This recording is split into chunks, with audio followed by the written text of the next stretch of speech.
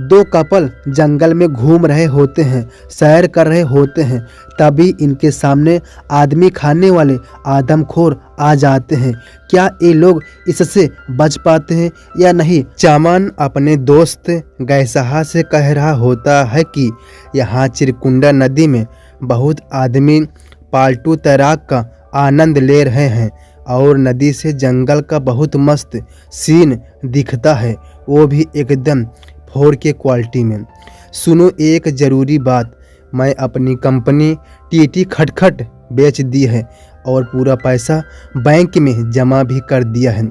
इसी खुशी में आज का पूरा खर्चा पानी मेरे तरफ से और पलटू तैराक का पैसा भी मेरे तरफ से। फिर सीन दिखाया जाता है गैसहा के घर से।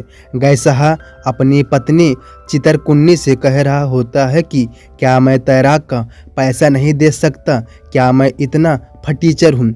दरअसल चमन अपना पावर दिखाना चाहता है, जबकि चमन इसी घर से अपना कंपनी शुरू किया था। आज जो कंपनी बेच दिया है, एक बार भी हमसे नहीं पूछा। इस पर चितरकुन्नी समझाती है कि सुनो, चमन तुम्हारा दोस्त है, वह अपनी खुशी में हमें शामिल करना चाहता है, न कि चिढ़ाना चाहता है। तब सीन को पलटकर यहाँ दिखाया जाता है ये चारों पालतू तैराक पर जाने के लिए तैयारी कर रहे होते हैं। तभी एक गाड़ी आता है। गाड़ी से एक आदमी बाहर आता है और अपना नाम राम सुख कुल्फी वाला बताता है और कहता है कि मैं आप लोगों का गाइड हूँ। राम सुख सभी को पालतू तैराक का जैकेट देता है और सभी को नियम कंडीशन बताने लग जाता है। अब सभी बोट पर सवार हो जाते हैं जाने के लिए। तभी राम सुख सभी से कहता है कि देखो, पालतू तैराक का असली आनंद तभी मिलता है जब हम आज के टेक्नोलॉजी से दूर रहें। इसीलिए सभी लोग अपना अपना फ़ोन दे सकते हैं, अगर देने का मन हो तो। सब दे देते हैं परंतु गैसहा नहीं देता है। क्यों नहीं देता है आपको आगे जानकारी होगा और सभी बड़े आराम से चल देते हैं। तभी गैसहा चमन के ऊपर पानी फेंक देता है, जिस पर चमन भी पानी फेंक देता है। सब हंसी मजाक कर रहे होते हैं। तभी गैसहा पानी फेंक रहा था, पानी के साथ वह सांपों के ऊपर एक छोटा सा सांप चढ़ जाता है। ये दोनों डर के मारे पानी में कूद जाते हैं और राम सुख आकर सांप को पकड़कर पानी में डाल देता है और कहता है कि डरने की कोई बात नहीं है, इसके काटने से कुछ होता नहीं है, केवल मौत हो जाता है। गैसहा चमन का वीडियो बना रहा होता है और मज़ा ले रहा होता है कि तू तो बच्चा भीग गया।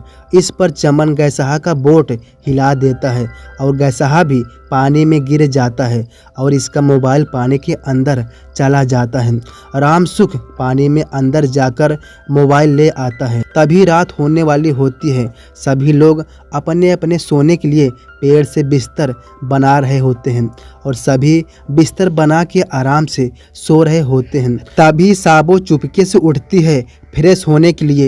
एक तो ये लोग कितनी भी बड़ी मुसीबत आ जाए अकेले ही डील करती हैं। साबो फ्रेश होकर लौट रही होती है। तभी पीछे से अचानक गैसहा साबो को पकड़ लेता है और दोनों हंसी मजाक करने लग जाते हैं। साबो कहती है कि आज तुम चमन को बता ही देना कि तुम मुझसे प्यार करते हो, परंतु गैसहा कहता है कि अभी रहने दो, अभी जैसा चल रहा है ठीक है।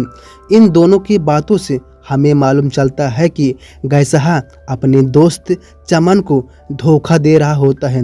इसके बाद साबो गुस्सा कर यहाँ से चली जाती है और जब सुबह होती है तो साबो सभी को बताती है कि चमन कहीं दिखाई नहीं दे रहा है। फिर राम सुख भी कहता है कि एक बोट नहीं है, वो ही लेकर चला गया होगा। राम सुख गैसहा से कहता है कि ज़रूर रात को यहाँ कुछ हुआ है, बताओ क्या हुआ है। इस पर गैसहा राम सुख को डांट देता है और कहता है कि तुम एक गाइड हो, गाइड की तरह रहो, किसी की निजी बातों में घुसने की कोशिश मत करो। राम सुख कहता है कि ठीक है, कोई बात नहीं है, परंतु हमें चमन को ढूंढना चाहिए। सभी चमन को ढूंढने के लिए निकल पड़ते हैं। खोजते खोजते इनको सिर्फ खाली बोट मिलता है। ये लोग एकदम डर जाते हैं। आखिर खाली बोट मिलने का क्या मतलब है? ये लोग और जंगल के बीच में जाना चाहते हैं, परंतु रामसुख नहीं जाता है आगे और कहता है कि तुम लोगों के पास 1 घंटा का टाइम है, नहीं तो मैं 1 घंटे बाद यहाँ से चला जाऊँगा। और ये लोग जंगल में घुसना चालू कर देते हैं। तभी रामसुख को कुछ आवाज़ सुनाई देती है और आवाज़ सुनकर आगे बढ़ता है और ऐसी जगह पर पहुंच जाता है जहां पर आदमखोर इंसान रहते हैं।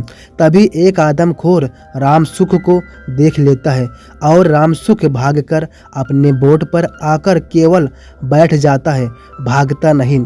तभी पीछे से हमला होता है और रामसुख मारा जाता है। और अब इधर ये लोग खोजते खोजते एक अंधेरी गुफा में आ जाते हैं। तभी अचानक पीछे से चमन आ जाता है और सभी खुश हो जाते हैं। चमन कहता है कि मुझे नींद वहाँ नहीं आ रहा था, बहुत मच्छर लग रहा था, इसलिए हवा पानी लेने यहाँ आ गया था। फिर सभी लोग आ रहे होते हैं और चमन गैसाहा को कहता है कि देख भाई, किसी की पैसा कौड़ी शोहरत को देखकर जलना नहीं चाहिए और न किसी की बीवी को अपना मानना चाहिए।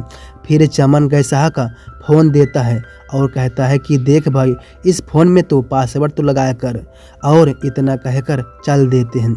और जब ये लोग अड्डे पर आते हैं तो जहाँ पर रामसुख था तो रामसुख को नहीं पाते हैं। ये लोग रामसुख को बुरा भला कहते हैं कि ये डरपोक था, इसीलिए भाग गया होगा। ये लोग जा रहे होते हैं, तभी इनको बोट दिखाई देता है। गैसाहा जाकर देखता है तो खून लगा होता है और कुछ ही दूरी पर भगोने में पानी गर्म हो रहा होता है। देखने पर पता चलता है कि इस पानी में रामसुख का सिर है और सभी लोग ताबड़तोड़ भागने लगते हैं, परंतु इनके रास्ते में पेड़ गिरा होता है, इसीलिए ये लोग नाव से उतरकर पार कर रहे होते हैं। तभी आदमखोर आ जाता है और गैसाहा से भिड़ जाता है। किसी भी तरह से ये लोग मिलकर इस आदमखोर को केवल जख्मी कर देते हैं, मारते नहीं हैं। और ये लोग जंगल में भटक जाते हैं और भटकते भटकते रात हो जाता है और सभी सो रहे होते हैं। गैसाहा सभी को निगरानी दे रहा होता है, सभी को ताक रहा होता है। गैसाहा को एक मच्छर बहुत परेशान कर रहा होता है, इसीलिए यह इन सब से दूर चला जाता है।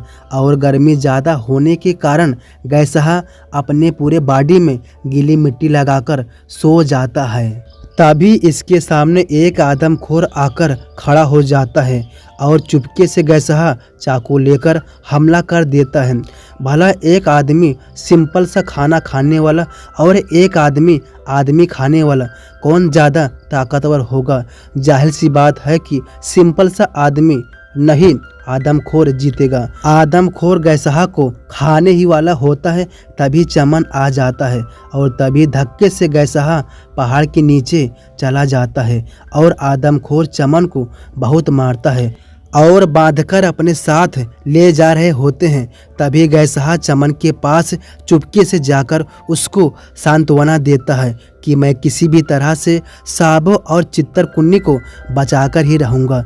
दोस्तों, यहाँ पर गैसाहा चमन को नहीं बचाता है क्योंकि गैसाहा भी जख्मी है और चमन बंधा है और सामने 3 आदमखोर हैं, इसीलिए चुपके से गैसाहा भाग जाता है। और गैसाहा इनके पास आता है और साबो पूछती है कि चमन कहाँ है। दोस्तों, इस मौके पर हर आदमी झूठ बोलेगा और ऐसे ही गैसाहा भी कहता है और करता भी है। गैसाहा कहता है कि चमन रास्ता खोजने आगे गया है, मदद मांगने आगे गया है और सब चल देते हैं।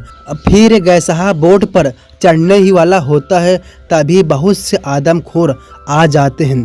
यहाँ पर बेचारा गैसहा यह बुद्धि लगाता है कि अगर मैं भी इनके साथ भागूंगा तो ये लोग पकड़ ही लेंगे और सभी को मार ही देंगे। वैसे ही मरना है तो ऐसा काम किया जाए कि मैं ही मर जाता हूँ, ये दोनों बच जाती हैं। और गैसहा बोट पर नहीं चढ़ता है और इनके पास जाकर इनसे भिड़ जाता है और लास्ट में भिड़ते भिड़ते गैसहा सब दिन के लिए अमर हो जाता है।